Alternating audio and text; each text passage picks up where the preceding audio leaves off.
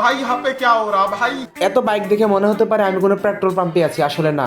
এটা কোনো petrol pump নয়, এটা হচ্ছে কটক শহর। এখানে 1 লিটার 50 টাকা তেল পাওয়া যায়। তেলের দাম 50 করে শুনে পৃথিবীর বিভিন্ন প্রান্ত থেকে 3 চাকার BMW নিয়ে মানুষ হাজির। এই কথা শুনে আমরা 7 চিল মারা সৈনিক তেলবিহীন 5টি উড়ন্ত টিকটিক নিয়ে কটক শহরের দিকে রওনা দিলাম।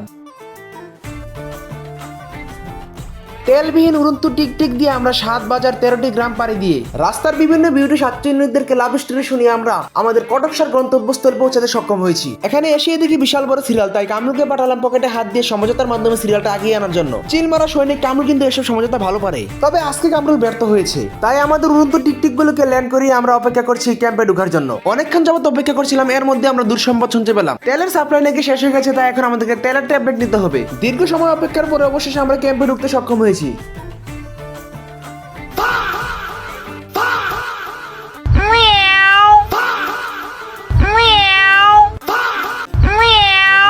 सोचना पड़ता है रे, कौन सी गाली देने का सोचना पड़ता है मेरे को। এখানে শুধু আমরা নয়, পৃথিবীর বিভিন্ন প্রান্ত থেকে বিভিন্ন ধরনের সৈনিক এসে আমাদের মতো অপেক্ষা করছে ট্যাবলেট খাওয়ার জন্য। কিছুক্ষণের মধ্যে আমাদের সামনে ট্যাবলেট নিয়ে হাজির হয়েছেন কর্নেল ঘুমন্ত সিং। ট্যাবলেটগুলো দেখে জিভে পানি চলে আসছে, তবে ট্যাবলেটগুলো বানাতে 1 বছরের বেশি সময় লেগেছে, কিন্তু আমাদের কাছে 1 মিনিটও সময় লাগেনি হজম করতে। যাই হোক, তবে আসল কথায় আসি, এটা হচ্ছে কটক শহরের একটি ফুচকা দোকান।